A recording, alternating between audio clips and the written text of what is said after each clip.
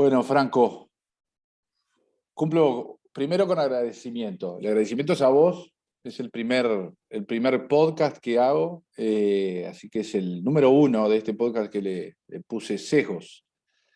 Así que es un placer para mí que hayas aceptado este desafío y brevemente, antes de empezar la charla, quería compartir.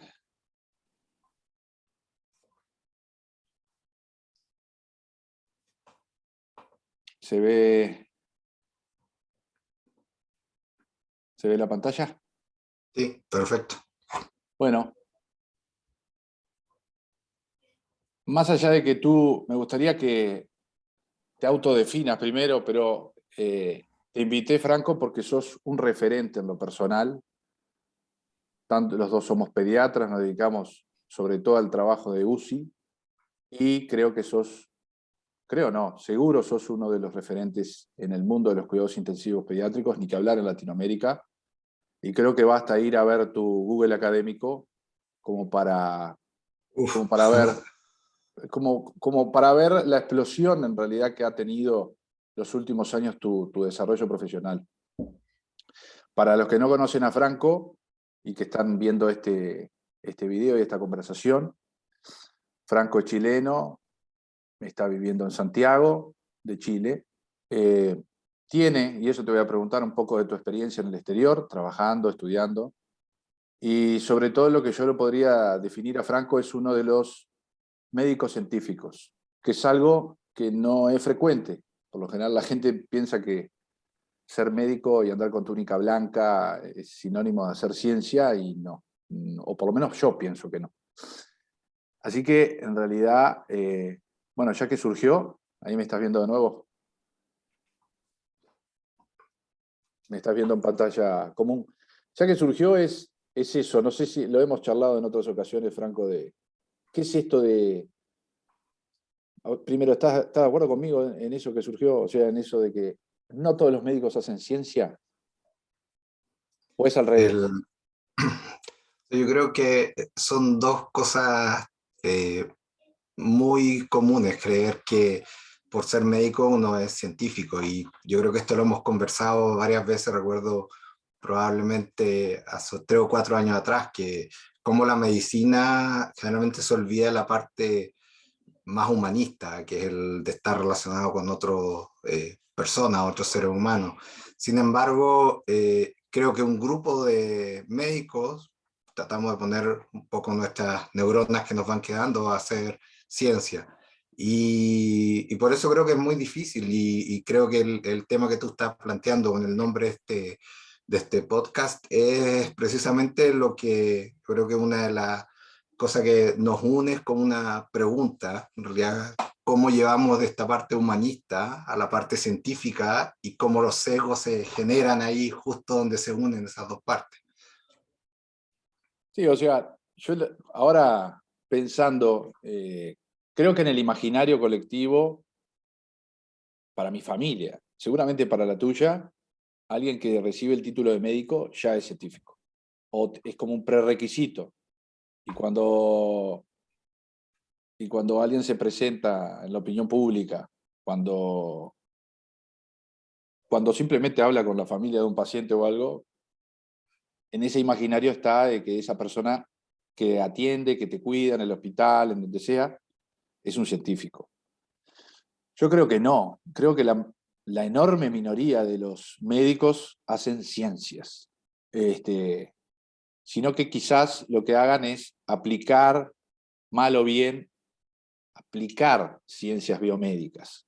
Pero de ahí a generar ciencia, o sea, a generar conocimiento a través del método ciencia, creo que hay un gran trecho.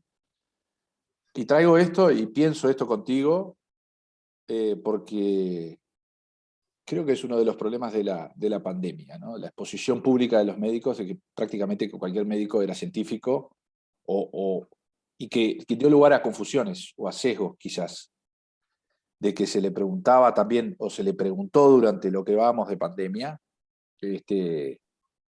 respuestas rápidas a la ciencia biomédica o ciencia médica.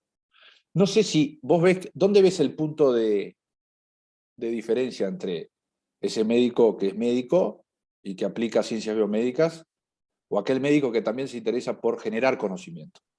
Digo, tú sos un caso, y lo muestro en las publicaciones, que hace muchos años publicás, haces estudios tanto estudios clínicos como experimentales, has participado en múltiples, si querés me podés contar algo de tu derrotero profesional, y cómo fue que un día, o si es que te diste cuenta de que estabas haciendo ciencia, además de cuidar pacientes y familias, o cómo es esa mistura, cómo ves esa mistura de...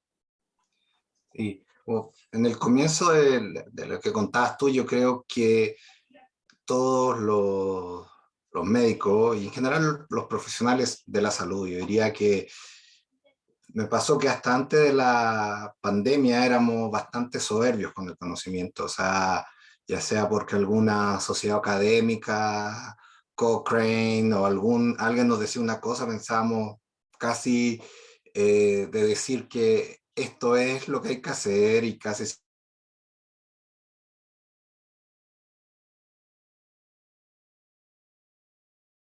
soberbio en ese sentido. Yo creo que la pandemia, con la situación desconocida que trajo, todos los paradigmas que veníamos los últimos 500 años probablemente haciendo, se tiraron por el suelo. Entonces creo que eso es una de las primeras cosas que a mí me llamó mucho la atención, cómo después de 2 años tenemos que ver con humildad este fenómeno, como dices tú, que más allá del ámbito médico, también social, cultural, económico, que estuvimos enfrentados. Y yo creo que todas las personas, no solamente los médicos, necesitamos hacer esa reflexión en algún momento y que quizás no lo estamos haciendo todos al mismo tiempo en las distintas esferas, o sea, científicas, académicas, políticas, económicas. Y hay que hacer un primer punto. Pero eso nos lleva a la segunda parte de tu pregunta, es en qué momento uno hace ciencia. Y yo creo firmemente en la formación más bien como lo dicen los anglosajones, como de artes liberales, en el sentido de arte no solamente de una expresión artística, así como baile, pintura, sino también en la reflexión y de conjugar distintas áreas del conocimiento, que es la única forma de poder ver los mismos problemas con distintos prismas y ir sumando las distintas visiones hasta querer, ya sea comprobar una nueva hipótesis o descartar una vieja hipótesis, llevar la teoría a la práctica. Yo creo que esa es la principal ventaja que yo tuve dentro de mi formación. O sea, yo, a pesar de que, al menos acá en Chile, siempre se piensa que toda el área biomédica es algo más bien biológico, yo tuve la suerte de tener una formación desde desde la escuela y en pregrado también muy fuerte de física y matemática, que claramente era uno de los puntos que a mí más me llamaba la atención.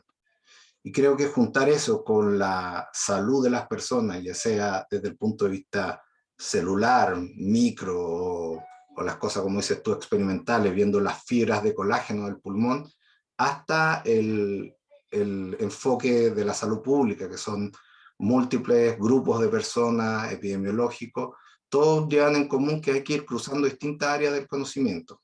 Y también desde ese punto de vista, que haya la participación de muchas miradas distintas es fundamental, yo creo. Y esa es la única forma de ir generando ciencia, mirando con otros puntos de vista y cuestionando lo que uno ya sabe. Eso yo diría que es la clave.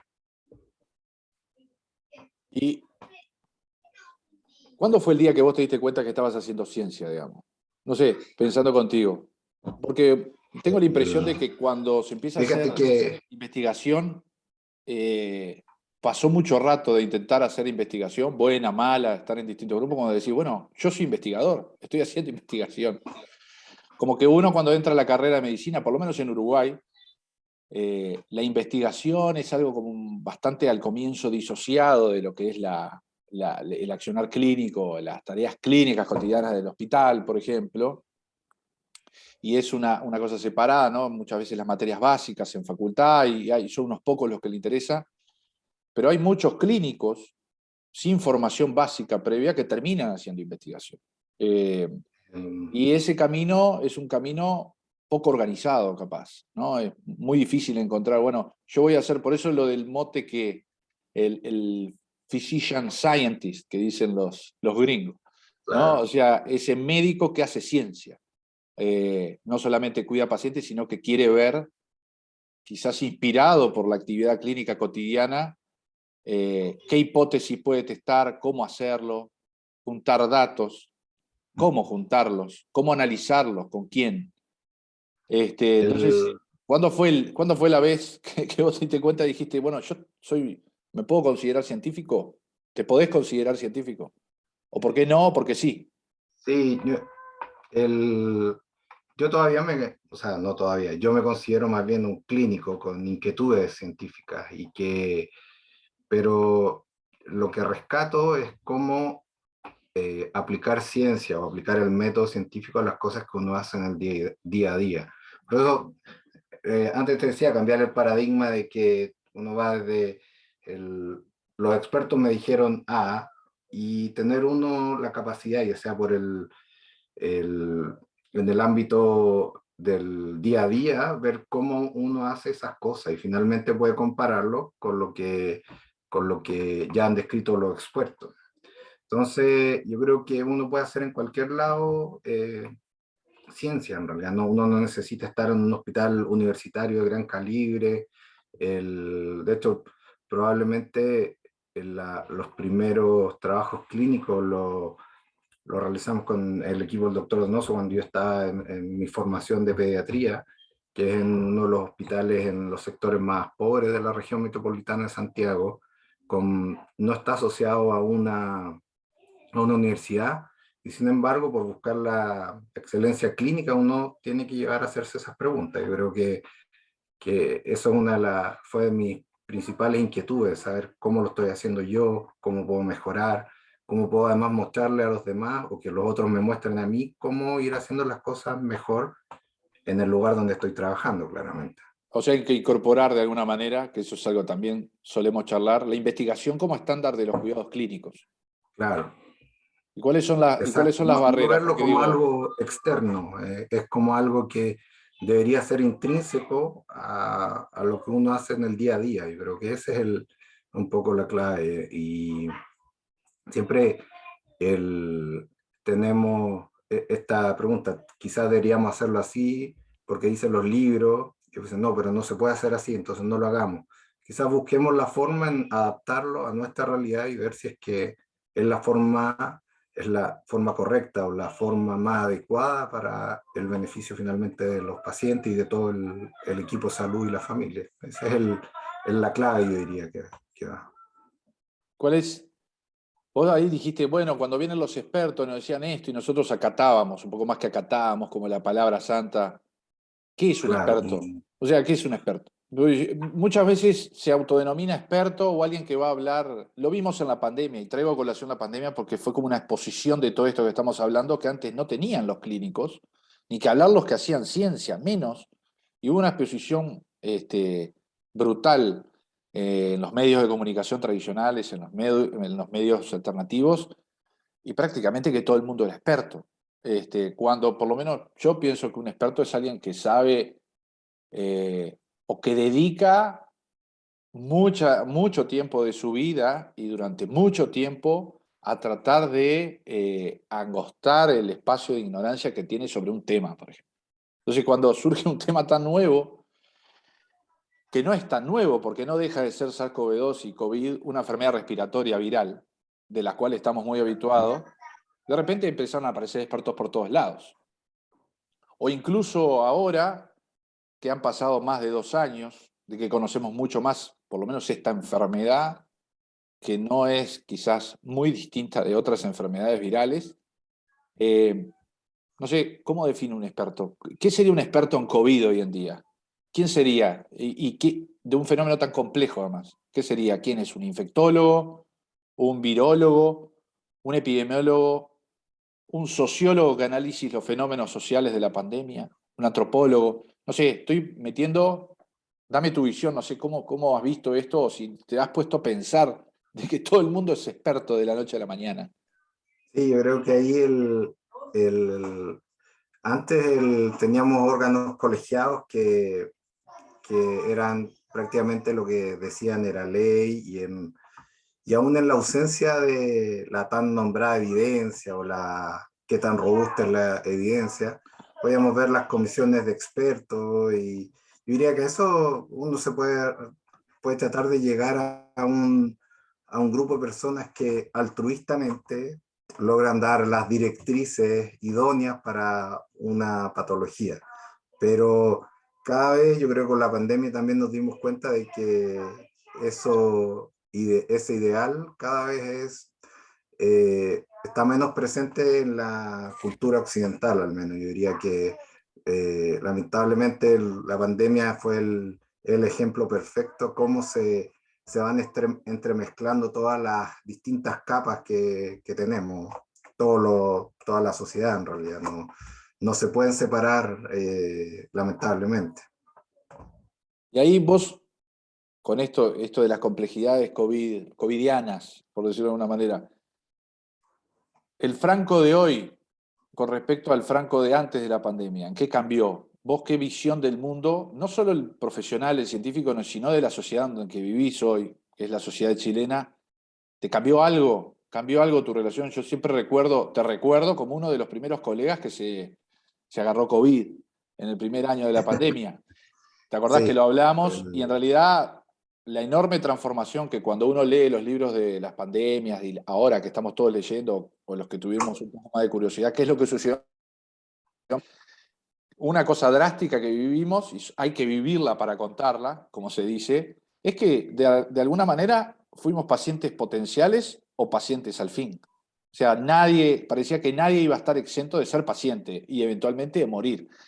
No sé en qué cambió vos como padre que sos, y como médico, ¿qué cambió? Algo cambió seguramente en el Franco que eras y que sos hoy. ¿Qué diferente arista o diferente foco te aportó la pandemia como persona, digamos? yo creo que la pandemia fue algo terrible porque al menos, y esto lo hablo por Chile y por Latinoamérica también, cómo nos obligó a abrir los ojos a lo que ya existía hace décadas o quizás un siglo en el fondo, cómo las determinantes de salud finalmente eran tan ligados al eh, desarrollo humano, y estas diferencias que habían finalmente en algo tan dramático como fue el COVID, las muertes por COVID, cómo se vieron reflejadas en eso. Aún hay gente, yo creo que no se logra dar cuenta de eso, pero en realidad una bofetada en la cara, la forma en que toda una narrativa que estaba construida se fue al suelo rápidamente. O sea, para mí esa fue la gran amargura que me deja la pandemia. Y por ¿A qué eso te creo referís? que O sea, ¿cuál era esa narrativa?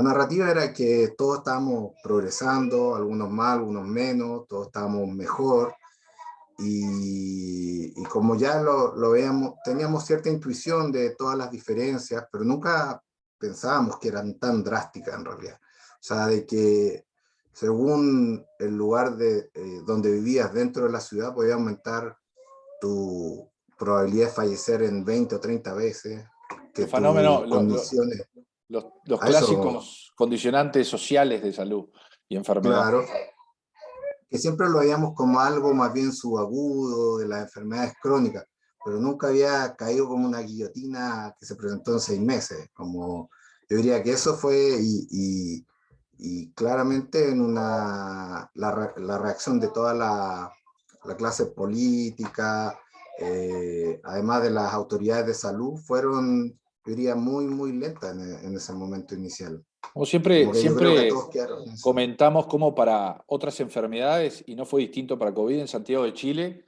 en un radio de quizás 10 kilómetros, hay Exacto. una mortalidad 10 veces más para una misma enfermedad, según si estás, no sé, en Las Condes, por decir un barrio de clase media, Exacto. media alta, o esto es un barrio del centro de la ciudad, el centro. o el sur de Santiago.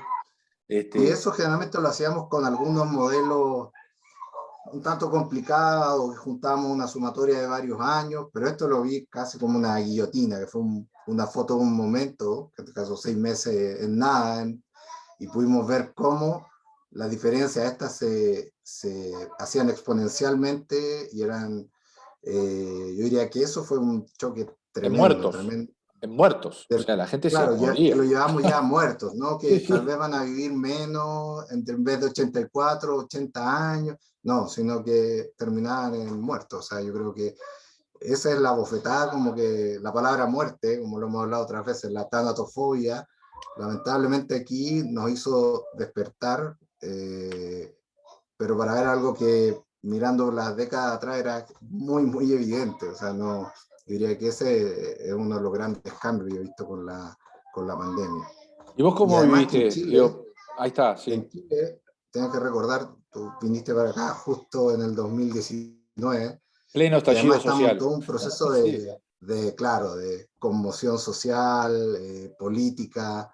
Entonces, además fue lo de la pandemia cayó sobre ya un ambiente que estaba muy conmocionado. Yo creo que por eso fue especialmente difícil la respuesta política en ese momento, más allá de si fue muy buena, muy mala, sino era una condición tremendamente lábil de todo el país. Yo creo que... Bueno, ahí me hiciste acordar de cuando, creo que fue en noviembre del 2019, ¿verdad? Exacto, sí. Noviembre, por ahí, cerca de fin de año, Santiago de Chile prácticamente tomada por la gente, con manifestaciones Exacto. diarias. Me acuerdo en el centro todo grafiteado, las plazas tomadas, barricadas, cócteles Molotov, choque con la ¿Te policía, acuerdas que era todo el a 4 cuadras tiempo. de tu hotel, A que te fue a cuatro buscar horas, sí, sí, caminando y dije, sí. no, no, estamos hace 6 semanas que está todo esto así que no te preocupes. Como algo cotidiano, las manifestaciones populares de contento. Y de golpe y Claro, porrazo, 3 meses después, ustedes estaban en no, un no, lockdown. sí, exacto. O sea, otro mundo. ¿Cómo se vivió en Chile eso? ¿Vos qué recordás de esa época? Porque yo te puedo contar que en Montevideo, que no teníamos una situación de descontento social, de hecho hubo una transición democrática, porque en marzo del 2020 asume un nuevo gobierno, un gobierno de distinto partido político, de distinta orientación filosófica, un partido liberal, asociado a las derechas, después de 15 años de gobiernos del Frente Amplio, que es el partido progresista, llamado progresista de aquí del Uruguay, pero era una transición normalita, por decirlo de alguna manera. Y de golpe vino el virus chino, y hubo una situación de lockdown como autoimpuesto, ¿no? Nadie salió, pero no fue una situación de, de, de quedarse en casa forzadamente. Acá no se existió el pase sanitario, no existió, aunque nadie salía a la calle, si salías nadie te iba a meter adentro, te podían sugerir que entraras, recuerdo como si fuera hoy caminando con mi compañera por la Rambla del Mar de Montevideo y pasar automóviles de la policía, incitando, o sea, pidiéndole a la gente que volviera a sus casas. ¿Cómo se vivió en Chile? Porque yo me acuerdo de que el último viaje pre-pandemia que hice fue a trabajar contigo allá, en Santiago de Chile, y era una situación explosiva social. ¿Cómo se entiende que en cuestión de 3 meses, de repente, la nada misma, desde el punto de vista de movimiento en la calle, porque de alguna manera, y creo que lo comentamos hace 2 años, ¿no? Había una, o hay todavía, no sé, capaz me podés contar hoy cómo se vive, una olla a presión. Digamos, es como que había una explosión social y se le decía así, estallido social, y de repente alguien tapa la olla. Y Sí, esa olla, me imagino que levanta presión. O sea, ¿cómo viviste ese primer año y la transición a esta anormalidad que todavía están viviendo? Porque yo te invito porque, entre otras cosas, me entero que en Chile siguen algún tipo de restricciones, con algunos exacto. mandatos, en fin. Claro, yo diría que luego de casi 2 meses, un poco más de movilización social, y sí, yo diría que como era vista con muchas barricadas, se veían como cosas bastante violentas, como dices tú, esta presión se estaba liberando por todos lados, más allá del color político que uno tenga, uno lo ve como se vivía en las calles, que era todos los fines de semana, partiendo jueves, algunos lunes en distintas partes, se intentó llegar a un acuerdo nacional en noviembre, ya más de un mes de que llevaban las movilizaciones. Entonces se estaba tratando de llegar a este acuerdo para generar una nueva constitución, tratar de llevar a un texto como todas estas demandas sociales y algunos rezagos que estaban todavía la dictadura, se ponían en tela de juicio. Entonces, pero ¿qué fue lo que vi yo? Que en el momento que llega la pandemia y se ve que, por ejemplo, comprendimos que había muchas personas que para ir a su trabajo en una ciudad como Santiago, la región metropolitana, tenían que viajar 2 horas en bus de locomoción colectiva, o sea, transporte público, para llegar a su trabajo y luego 2 horas de vuelta a su casa, que habían el gran grupo de personas que tenía que tener ese tipo de horarios, que salían 5 o 6 de la mañana para llegar a trabajar a las 8, 8:30, largos trayectos, mucho hacinamiento, mientras había otro grupo de personas que estas cosas no se veían al revés. Entonces yo creo que también fueron condimentos que se fueron agregando a esta olla de presión, como dices tú, que estaba liberándose.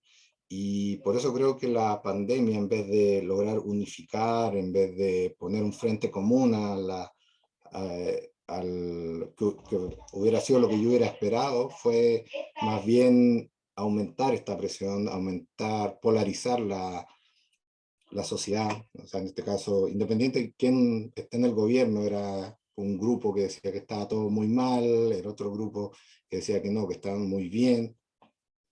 Y eso fue lo que llevó, al igual que en muchos otros países, a gran cantidad de desinformación. O sea, las cifras no dan por ningún lado, no se sabía cómo hacer el diagnóstico, realmente estaba una locura. Imagínate que acá hasta por más de 2 años había un punto de prensa todos los días en el cual contaban cuántos muertos no habían, El cuánto era el contador de índice, muertos. era así, y todos los días era que no importaba el resto de las cosas, era solamente es que eran 139 o 141 fallecidos, entonces, y Las camas de UCI ocupadas, cuántos casos ocupada, nuevos que diarios, el porcentaje de todos positividad.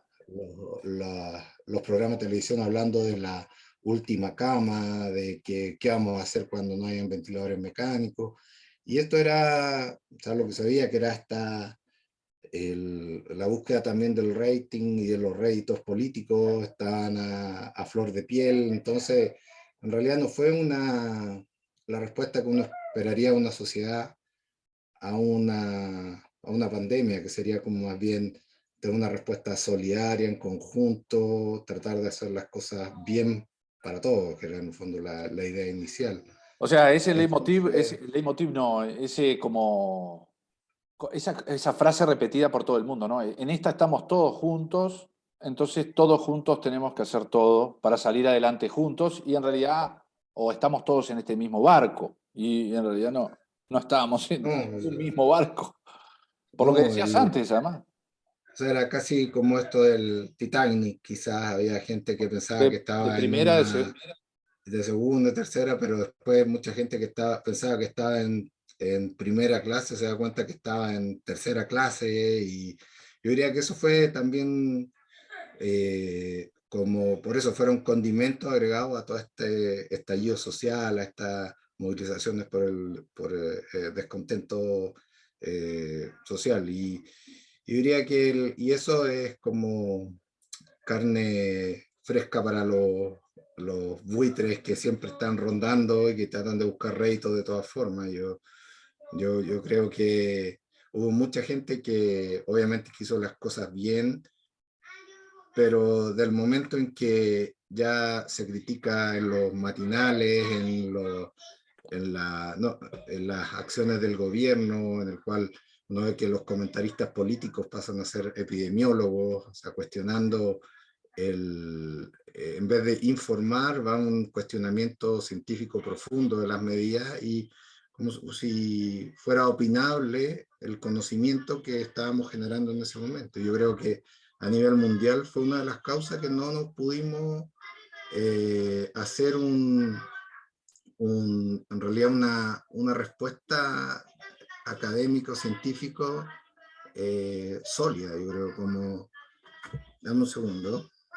Sí, tranquilo.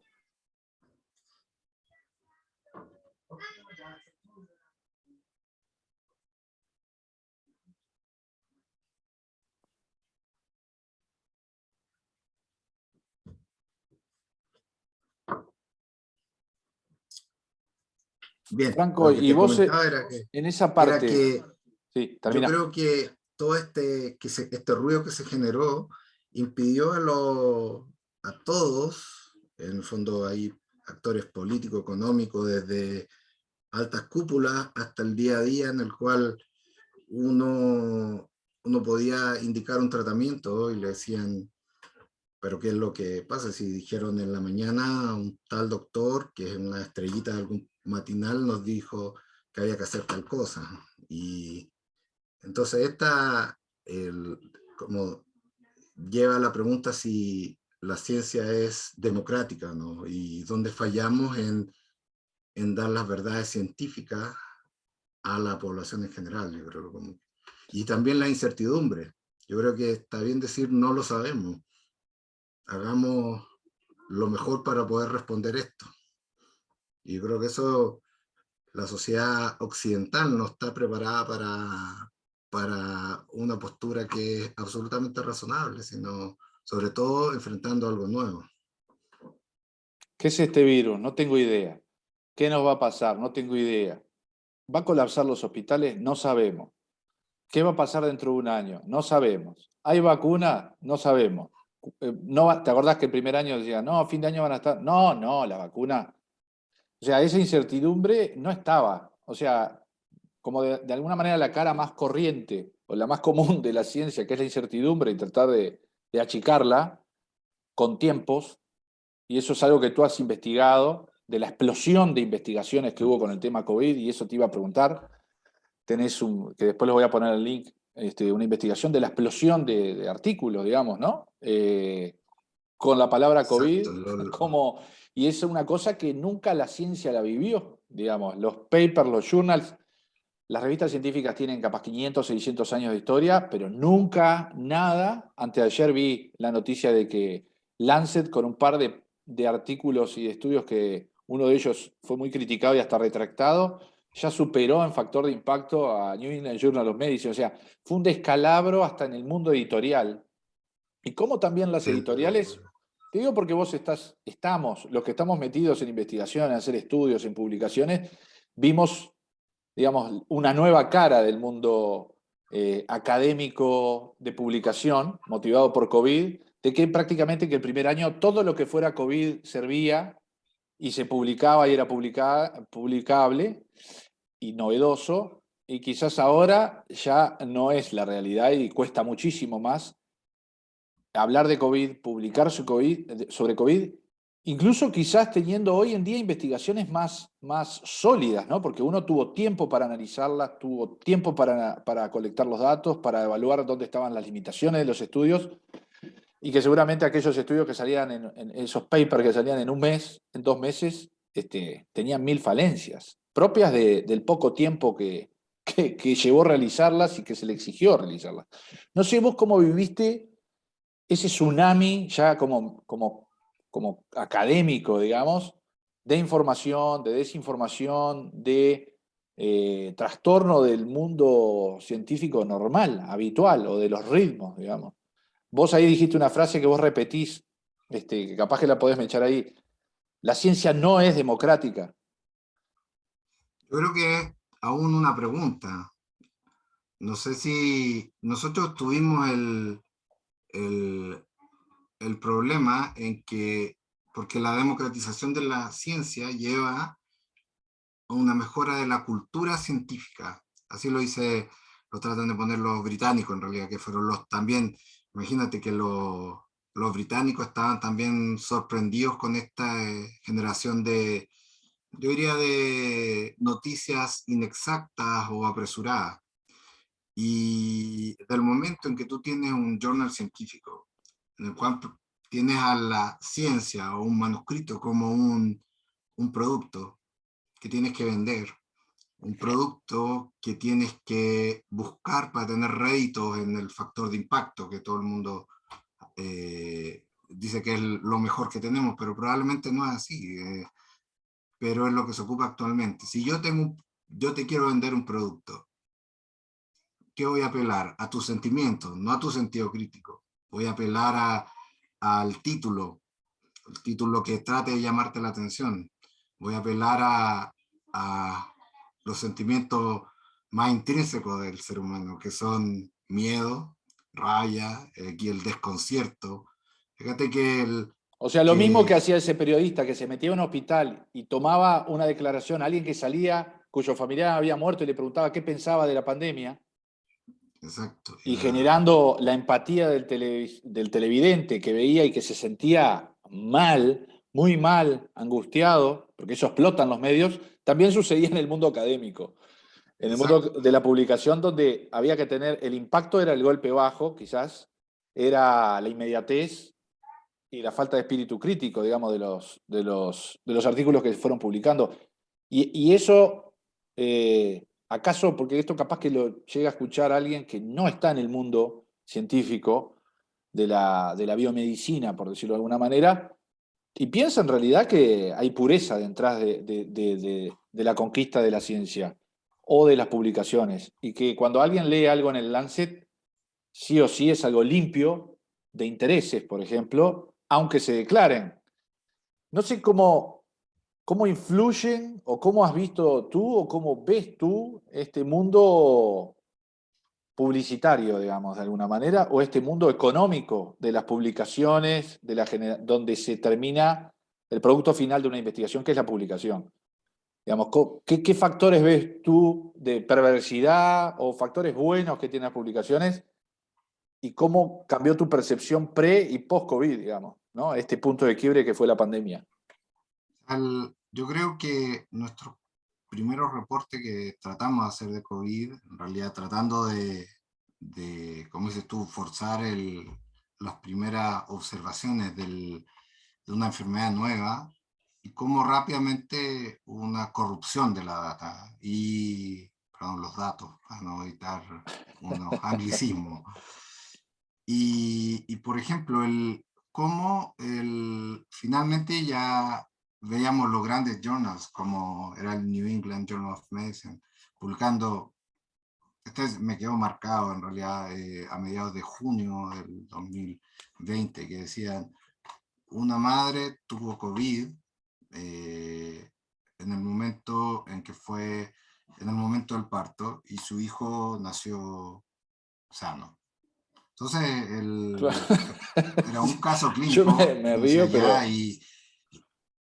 y yo decía como, bien, una persona tuvo COVID y tenía serología para COVID positivo. Y uno dice, pero bueno, un virus, ¿por qué estamos reportando esto? Más bien, era muy difícil estas avalanchas de publicaciones y no poder filtrar qué era lo que realmente importaba y lo que no. Y de nuevo, como fabricando un producto que te hiciera ir a hacer clic, que te hiciera que te estaba llamando en la red.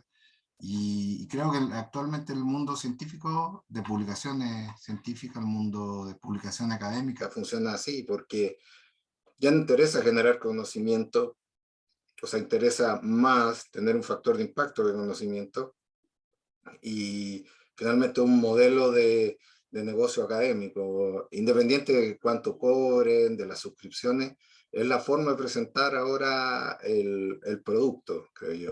Mira, te puedo compartir mi pantalla para mostrarte la publicación que comentando. estaba nombrando, que lo publicamos con, tengo que hacer el disclosure, que es que es el grupo de editores de Andes Pediátrica. Porque nosotros veíamos, ya ahora pasamos a otro rol que es como editor. miembro editorial, no, más bien miembro editorial de una revista, que es la revista Andes Pediátrica. Déjame ver si puedo, si me entienden. ¿Me dejas compartir la pantalla? Sí.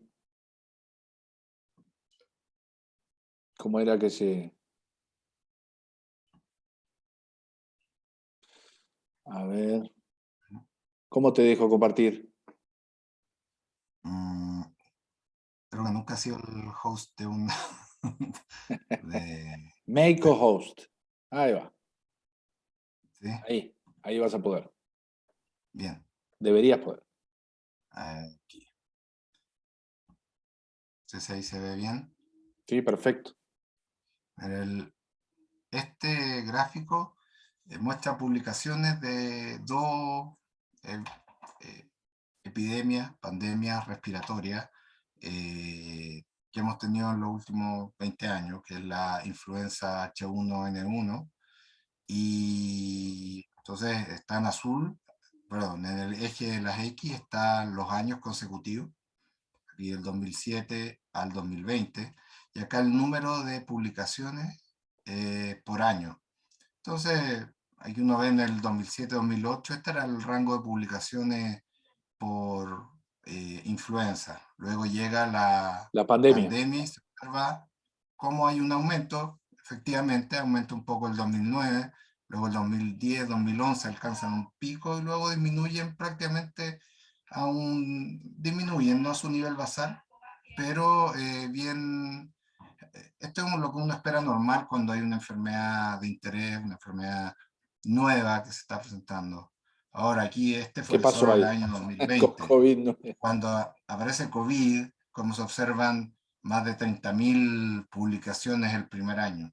Estos son artículos originales, no están hablando todas las editoriales, ni son solo artículos originales. Entonces, este es en el primer semestre del año 2020, se observa una explosión, sin ninguna una enfermedad nueva, en la cual hay un incremento nunca antes visto. Es muy Y interesante además que esto, ustedes compararon dos pandemias, ¿no? Yo exacto. recuerdo, estaba en el hospital trabajando, atendiendo niños, era residente de pediatría en el 2009, y fue una pandemia, no dejó de ser una pandemia por un virus además mortal, sobre todo para la edad infantil.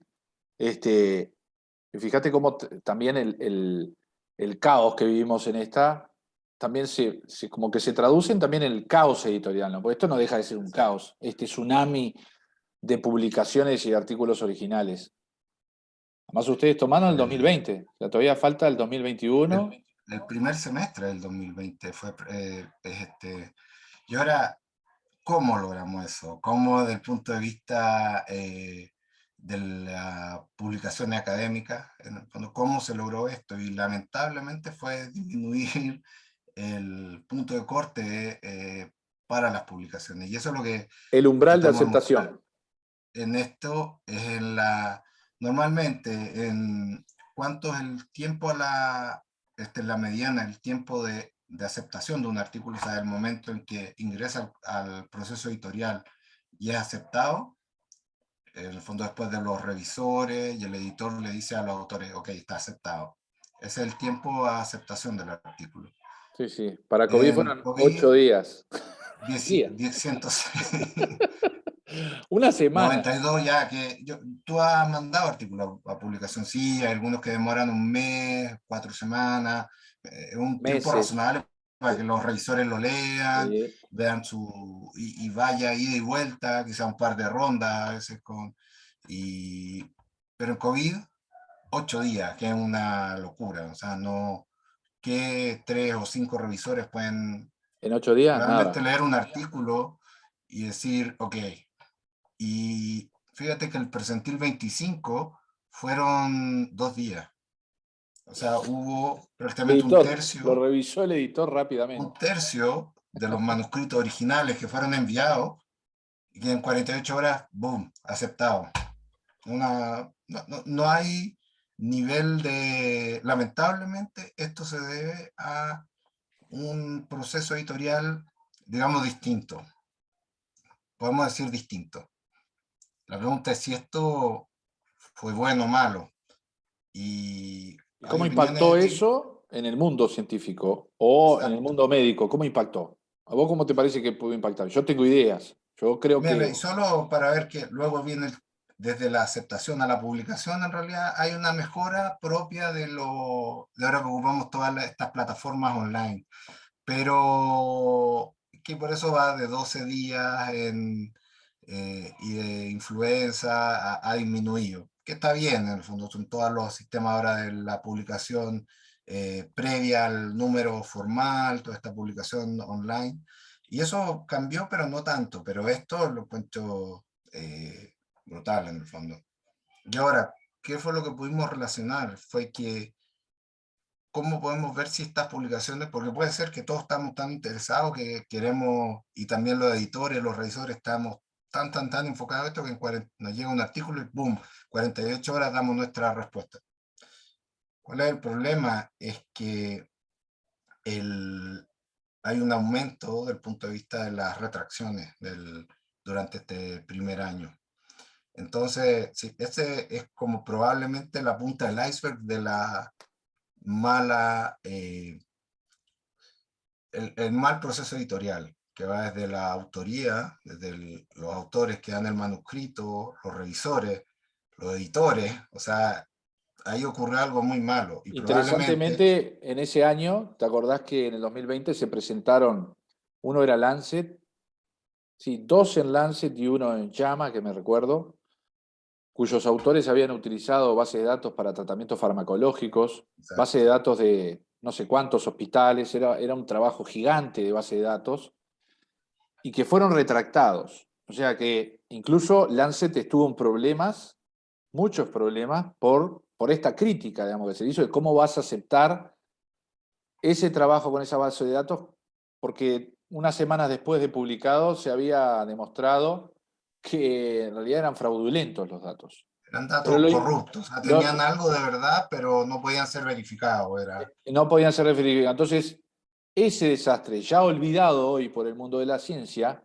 incluso hizo que esos papers fueran citados miles de veces, porque la ciencia no deja de citar. Interesantemente, los estudios que fueron retractados, por ejemplo, el estudio sobre, ¿te acordás de las vacunas en Lancet también? Y no es nada contra Lancet, pero es un ejemplo claro de un big journal haciendo un proceso de publicación o errores de publicación mayúsculos, que de aquel paper que fue, unos dicen, motor de los movimientos antivacunas con el tema del autismo y la vacuna del sarampión, fue retractado por el autor, incluso terminó en juicio la cosa, pero el paper siguió siendo citado. O sea, los papers una vez publicados tienen vida propia.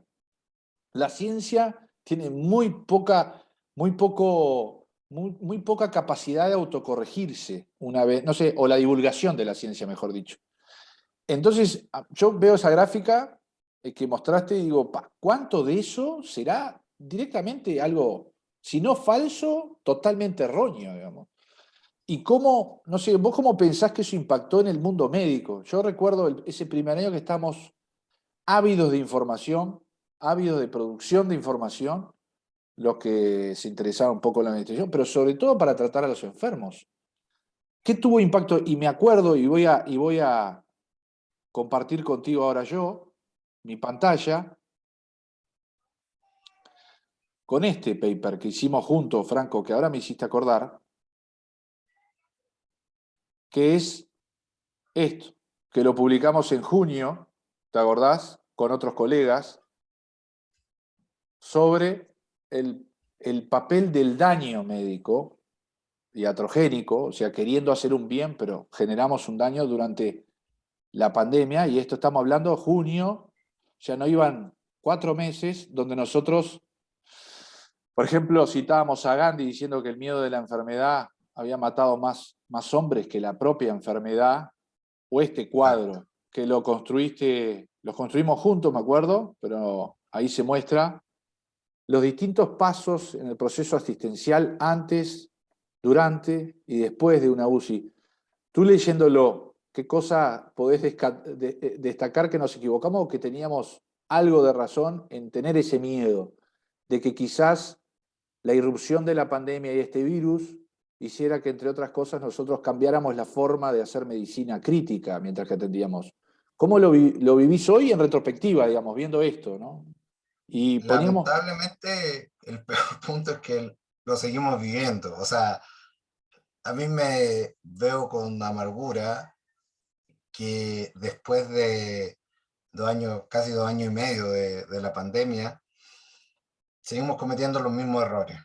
No, no podemos, em, no hemos, a veces me da la impresión de que no hemos aprendido mucho, porque esta publicación llevamos recién un semestre de la pandemia y ya estamos tratando de alertar cómo esto iba a afectar a los niños y lamentablemente fue más fácil dar el mensaje de lo grave que venía, de lo terrible que sería para los niños, de que los niños eran los culpables de que se mantuviera la enfermedad. Y por ejemplo, ahora si me dejas mostrar mi pantalla, esto te voy a mostrar un slide de una Sí, clase que hice recientemente en la Sociedad Chilena de Pediatría, dale nomás. que cuál fue el problema de todo este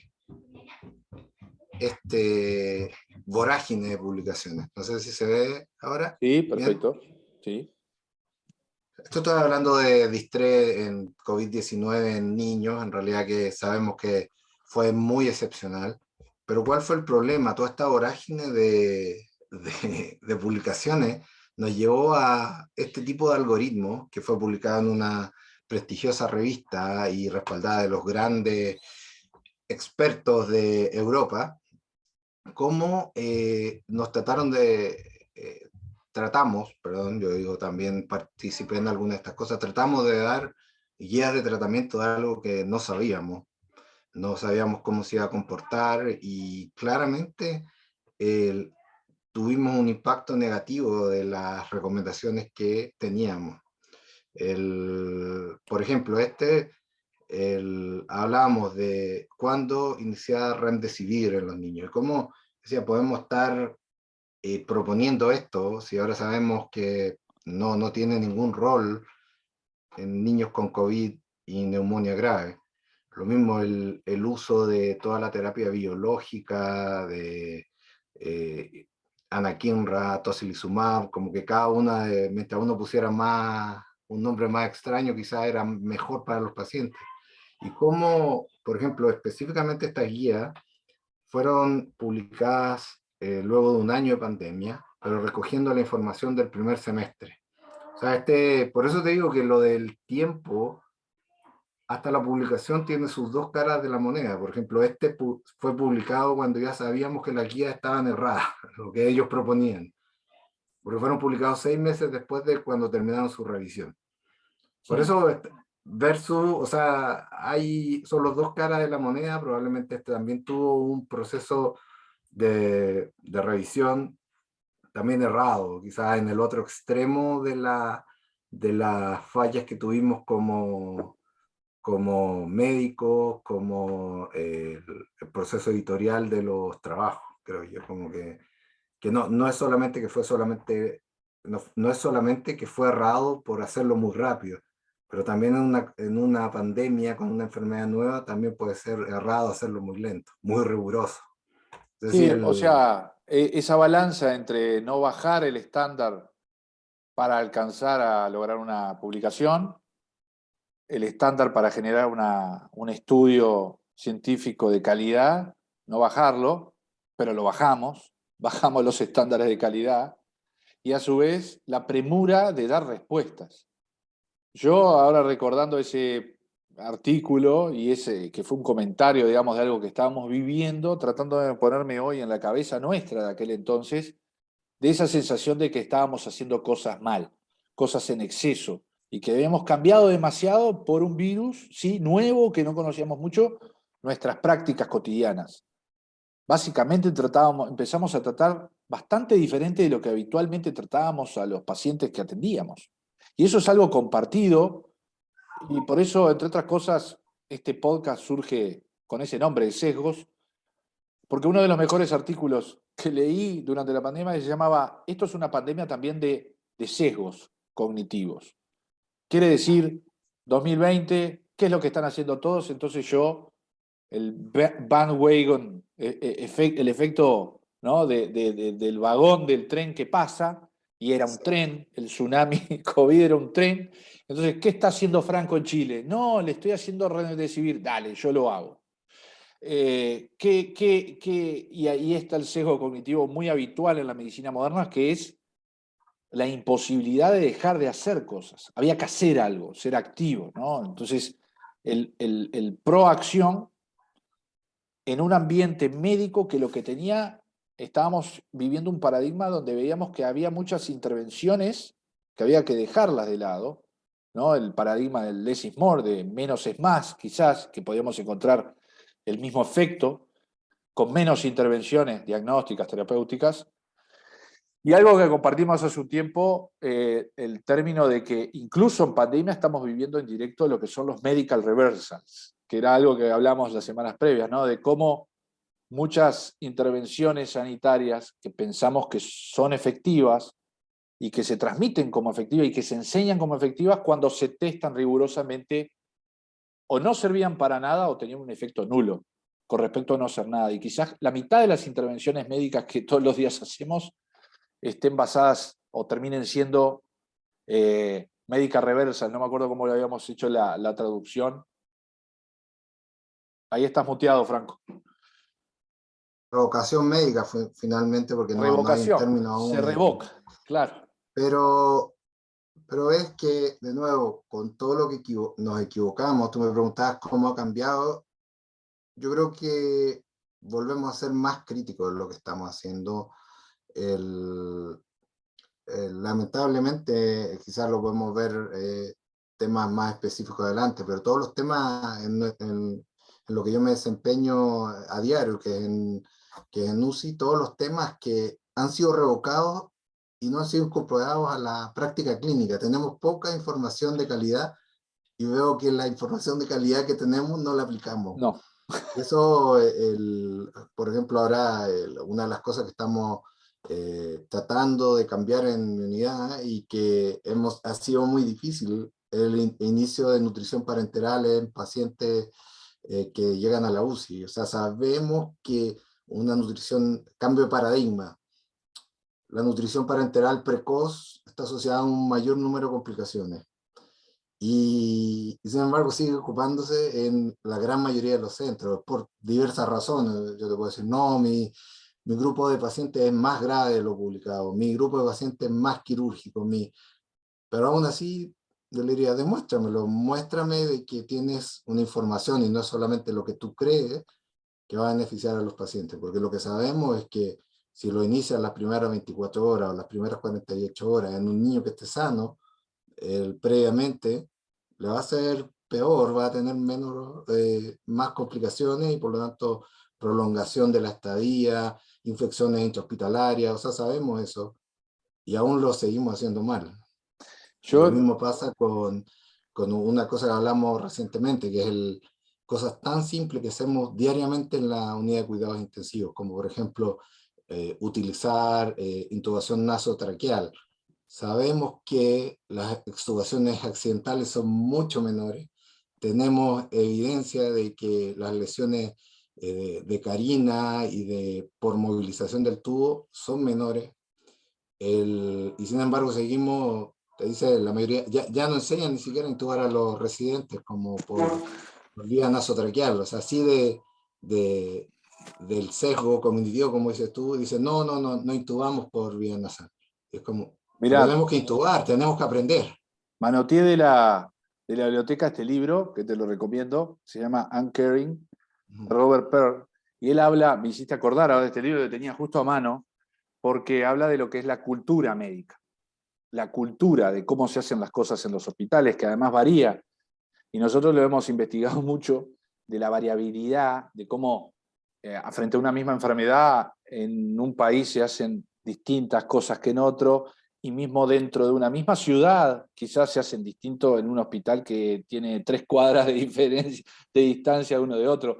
E incluso adentro de una misma unidad o dentro de un mismo servicio hospitalario, según el turno, guardia, como le quieras decir, qué es lo que se hace y cómo. Dentro de esa cultura médica, y creo que hay un tema ahí para explorar, un tema que también conversamos mucho, que es el tema de los conflictos de interés y la influencia en la industria. Ahora, cuando vos me hablabas de la alimentación parenteral, por ejemplo, no se puede ningunear que hubo mucha presión e influencias utilizando los sesgos médicos de parte de la industria que desarrolla alimentación parenteral.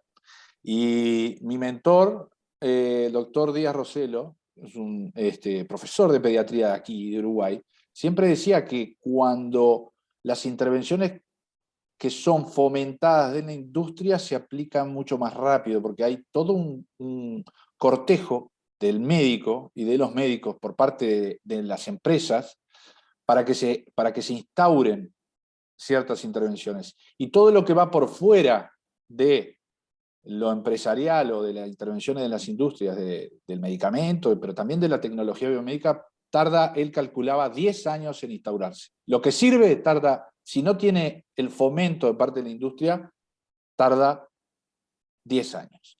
Entonces, ahora me acordaba, la verdad que trabajando juntos este año, ahora iba a compartir otro mismo, y me hiciste acordar otro trabajo que fuimos coautores, que lideraste, lo voy a controlar y lo voy a compartir, digamos, que es este. Y recuerdo el día que se te ocurrió, o con el grupo, que era la comparación de la interleucina 6 en niños con enfermedad inflamatoria asociada a COVID y las enfermedades más cotidianas, bacterianas. Y no sé si te acordás, Franco, pero este Sí, artículo en el que comparamos, digamos, pero fuiste tú el que lideró este trabajo, era el creo grado que sí, de que fue con... inflamación medido por interleuquina 6. ¿Te acordás lo que lo había motivado? Porque ahora me acordé. Nosotros, bueno, también para mí, voy a repetir la palabra, la amargura que tuve y tuvimos en Chile por el famoso PIMS. En 2 años hubo 447 pacientes. Lamentablemente fallecieron algunos niños, pero menos al 1%. Y lo distinto que lo tratamos según cada centro. En algunos centros lo tomaron los inmunólogos, en algún otro centro lo tomaron los intensivistas, lideraron las guías de tratamiento, en otros centros lo tomaron los infectólogos. Y como había un grupo de ellos que por alguna razón, en el fondo, empujaron mucho tratarlo con inhibidores de interleuquina 6 como terapia biológica. Carísimo en Chile, muy caro, muy difícil de conseguir, Estamos además. hablando de miles de dólares, ¿verdad? Cada, Sí. No, cada creo que al final el precio final, porque está aprobado y hay una regulación nacional para proveer a los pacientes con artritis reumatoidea juvenil sistémica, creo. Puedo estar equivocado en la patología que es. Y algo así como $1000 el tratamiento, pero que es muy superior a lo que habitualmente ocupamos, el costo. Y aquí el Raúl Busto, tengo que decir, de Concepción, fue el que nos dijo que él tenía medido la interleuquina 6 en un grupo de pacientes con sepsis. Y ahí lo pudimos comparar en realidad y vimos la futilidad de la terapia, diciendo que habían grupos que lo siguen ocupando hasta el día de hoy. Y, y de nuevo, no sabemos si sirve o no sirve, a quiénes, cuándo, si que puede ser después en qué momento de la evolución de la enfermedad. Y por eso digo que es bastante, nos queda harta amargura después de 2 años y medio aún tenemos más preguntas que respuestas, seguimos dando palos de ciego a esta enfermedad que es poco frecuente y era, quizás nos enseñaron los británicos que es posible hacer con estos nuevos esquemas de estudio, era posible hacer este investigación y que finalmente podía sentar las bases para el tratamiento de esta enfermedad. Que ahora está desapareciendo además, ¿no? Está en vías de Además, extinción el síndrome de inflamación sistémica. sí. Que de Franco, nuevo, no sabemos por qué, entonces no sabemos si va a volver, no sabemos, volvemos a la pregunta, ¿y qué vamos a hacer cuando vuelva? Me gustaría creer que nos vamos a alinear todo en un mismo plan, ya sea, generamos bastantes redes, está la red de Kawasaki, por ejemplo, liderada por el doctor Ulloa en Centroamérica y Latinoamérica, tenemos la red nuestra que tuvimos en Cake, por ejemplo, están también los europeos, el grupo de Palisi, y no nos pudimos poner de acuerdo en hacer un estudio de calidad que nos diera la evidencia, y apenas nos pusimos de acuerdo con el diagnóstico, ya, que es como, y que aún es muy poco preciso, ¿no? Probablemente hubo niños que se trataron de más, habían niños que no pudimos identificar, que no requerían tratamiento, lo expusimos a o sea, a hemocomponentes, como la inmunoglobulina humana, en algunos lugares que no existía, fueron expuestos a inmunoglobulina equina, eso por ejemplo en algunas zonas de Brasil y del interior de Argentina, que es donde yo tengo información específica. Y de nuevo, por no saber diagnosticar esta enfermedad nueva y ponernos de acuerdo, pero no saber a quién tenemos que tratar, ¿no? sí, sí. Es como todo lo mal que hicimos y espero que hayamos aprendido eso. Yo creo que Una pregunta, para mí porque la clave es la humildad, saber que está bien no tener todas las respuestas, que no sabemos, que no saber está está bien, bien decir no sabemos, tenemos que investigar, tenemos que saber que hay niños que no necesitaban tratamiento, que lo estábamos exponiendo.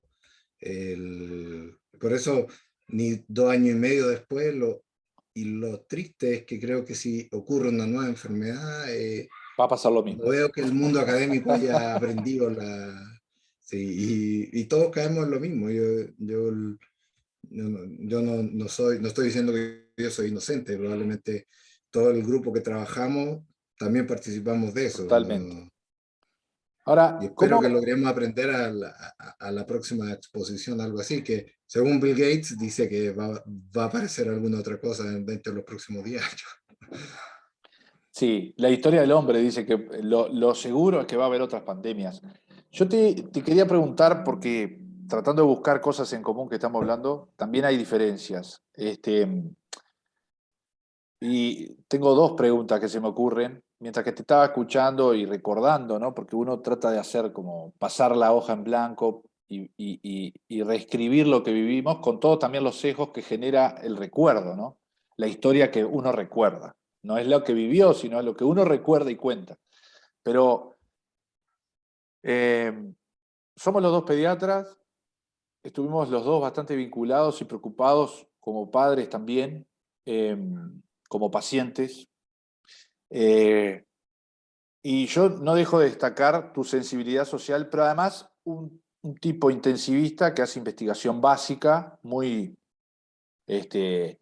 volcado por momentos de su carrera a la ciencia más dura, digamos, como contabas, y sin embargo profundizaste en incluso habías empezado antes de la pandemia todo lo que es el Exacto, sí. manejo de salud pública, de sanidad pública, o sea que tenés una visión muy adentro de un minúsculo espacio del sistema sanitario, como es la UCI pediátrica, ¿no? Por suerte la enfermedad pediátrica crítica es rara, es una enfermedad muy rara, pero además tenés una visión y pudiste indagar en cosas macro, digamos, grandes, del impacto social que tuvo eso. Y creo que los dos tenemos como para contar esa doble faceta como padres y cómo viviste, no sé, sobre todo en las primeras olas pandémicas, en el 2020, el estar en tu casa con tus hijos y además hacer turnos en el hospital con situaciones de sobrecarga asistencial como vivieron en Santiago, gente muriéndose, y además como pediatra tener que atender a adultos, que eso es algo que ustedes vivieron, por ejemplo, que yo no viví. En Uruguay, por ejemplo, no hubo que retransformar las UCI pediátricas para aceptar enfermos adultos. Tú sí lo viviste. ¿Cómo viviste esa dicotomía de dejar a tus hijos en casa e ir a la guardia, volver molido, muerto, angustiado, con miedo a enfermarte.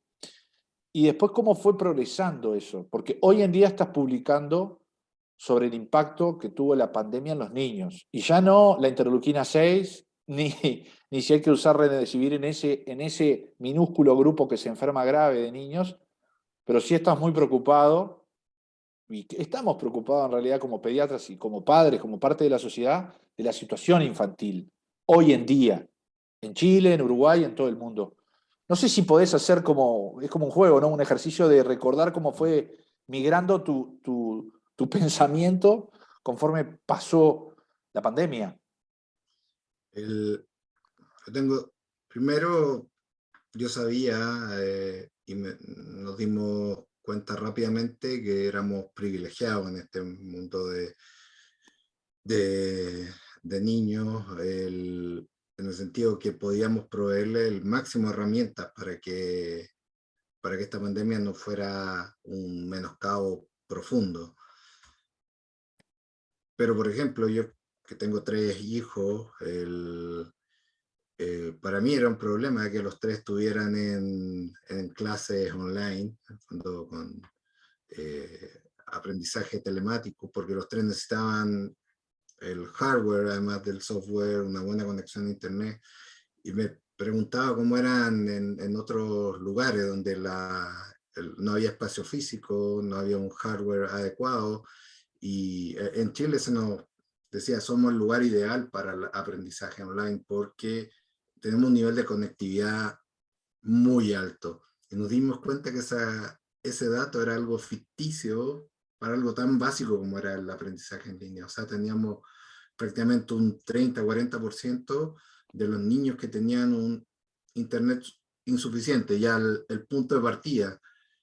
No tenían un espacio donde conectarse y hacer sus tareas, si no las tenían que hacer en el comedor, donde tenían que también almorzar, luego cenar, y de repente eran 3, 4 o 5 niños, porque además tenían que cuidar los padres a los vecinos, entonces era el punto de vista de la diferencia de nuevo, como que nos golpea en la cara, como era mucho peor de lo que creíamos y lo que veíamos como sociedad que habíamos avanzado.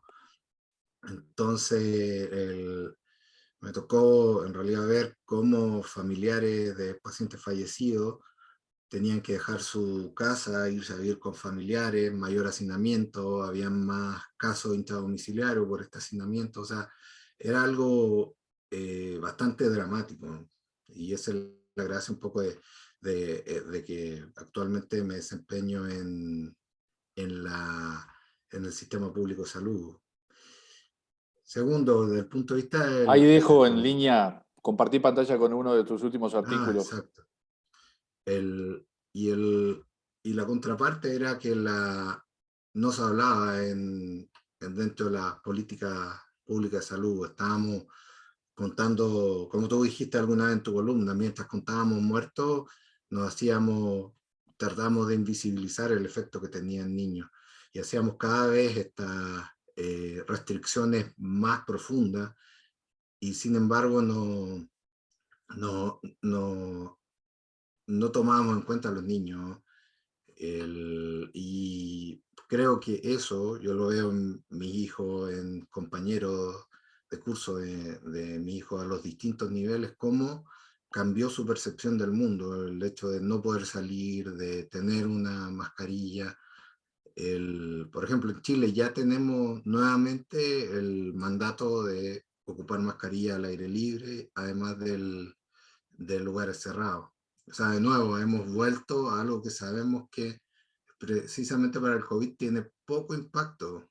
De nuevo, en Chile es el único país en el mundo que exige pase sanitario o como esto, prueba de vacunación en menores de edad. Me O acuerdo una sea, vez que vos ibas a llevar a tu hija mayor, ¿verdad?, al cine y no podía sí, ir, porque no podía ir no le había tocado porque, todavía la vacuna y no podía exacto, ir. o estaba atrasado una semana y entonces era no tenía ningún sentido, y esas restricciones creo que calaron profundo en la forma de ver el mundo de los niños, y eso es algo bastante triste porque eso lo hicimos nosotros, no fue el virus, y es algo mucho más larvado, entonces dicen, lo tuvimos que sacrificar a los niños para que gente no falleciera, pero el efecto de todo esto, al igual que el efecto económico y todo, lo vamos a ver en 20 años más, en 30 años más, y son prácticamente irreparables los efectos.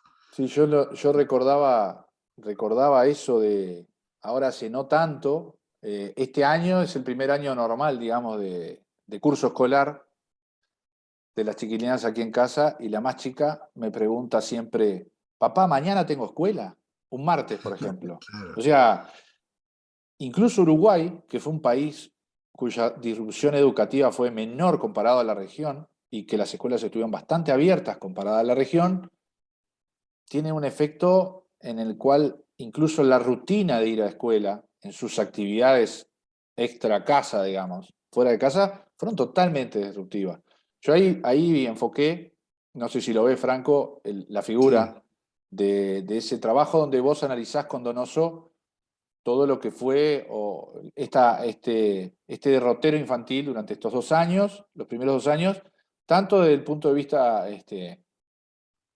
más que nada social, además de los contagios, y cómo se correlacionaba con el índice de restricción, digamos, de las libertades civiles que afectaron directa o indirectamente a todos los niños.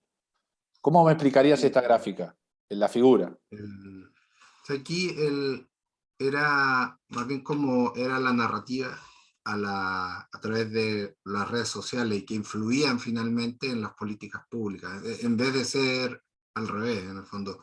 Yo tengo un mensaje comunicacional porque tengo ciertos datos o hipótesis, si no lo sé todavía los datos, para modificar la opinión pública, y eso se traduce en la forma en que se hacen las restricciones, que podrían haber sido razonables.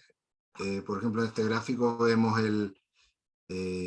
abajo están las distintas tipos de restricciones que tuvimos en Chile, como el cierre de colegios, que ahí está en rojo prácticamente todo el primer año de pandemia, la restricción de las reuniones, o sea que pasamos cada vez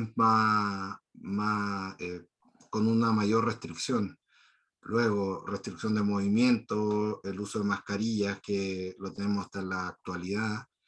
Y además eso, la narrativa que tenían los niños, que es lo que sale en la parte de arriba del gráfico, cómo era la percepción pública. Ah, Primero nos habló de los niños, después se dijo, COVID está haciendo niños muy graves que están entrando a la UCI y están falleciendo.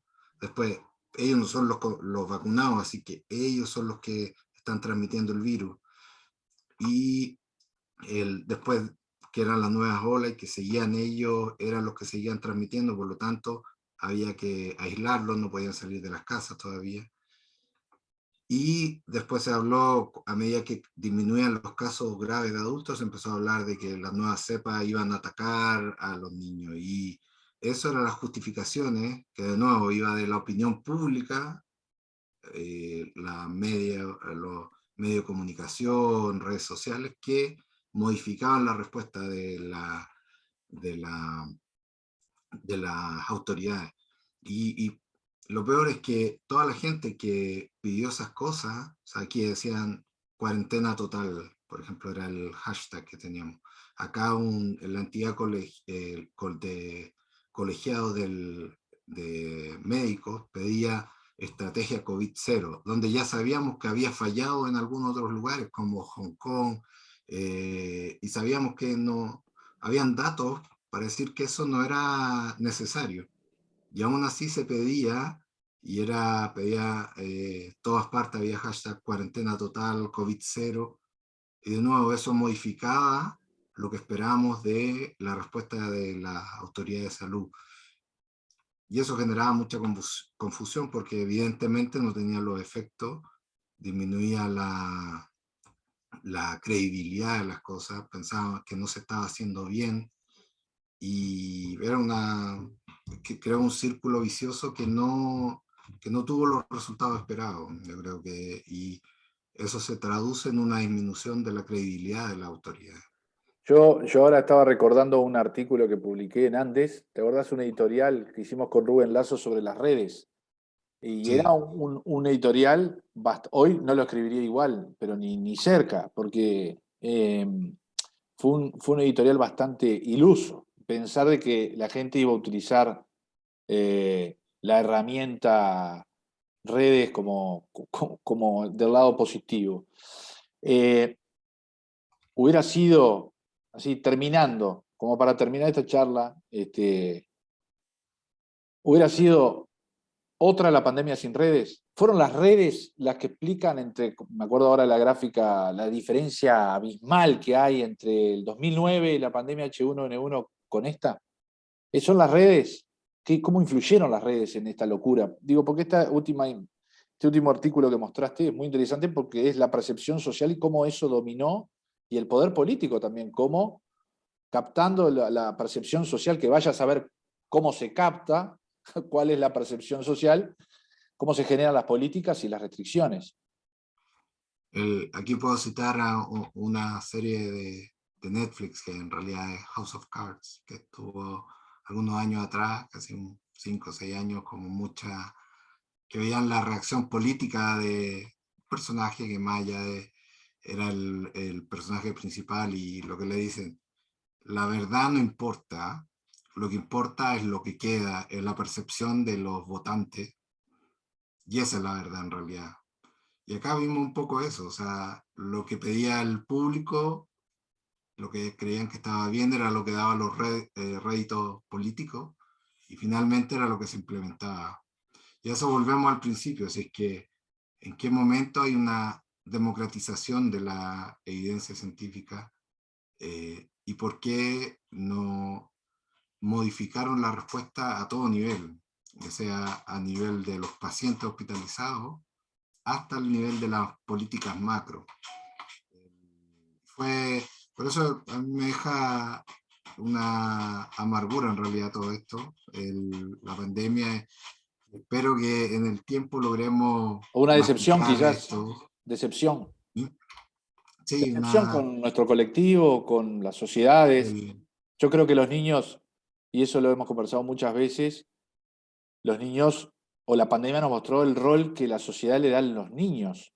Y el rol que le dio la sociedad a los niños fue que no importaban tanto.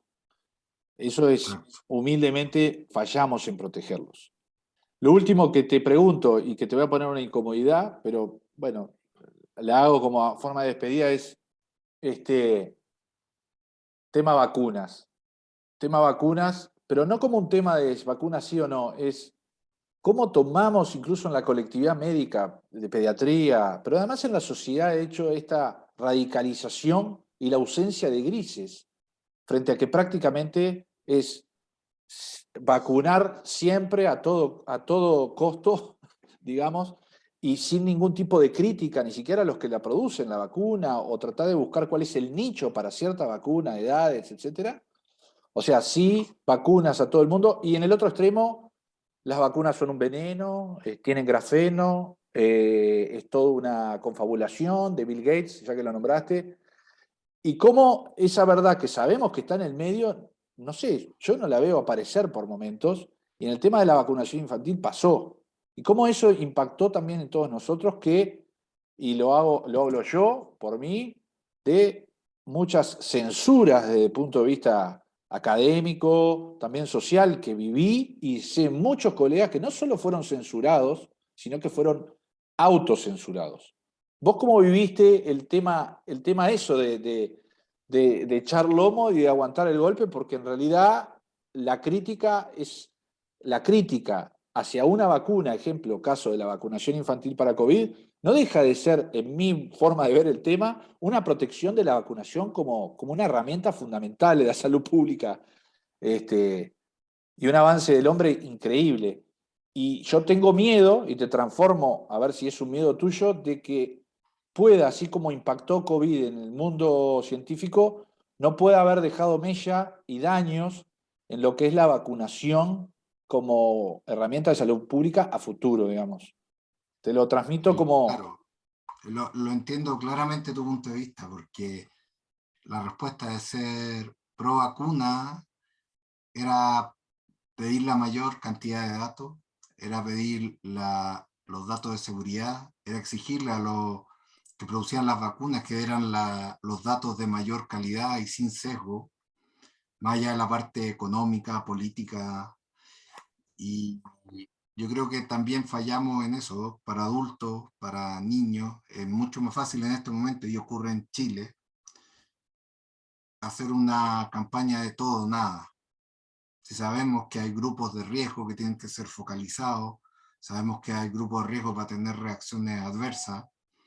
Entonces, por ejemplo, me acaba de ocurrir hace una semana, acerco al lugar de votación y le digo, si yo tuviera una reacción a la vacuna, digamos mRNA, para no dar un nombre, y quiero vacunarme con Sinovac, ¿cómo lo puedo hacer?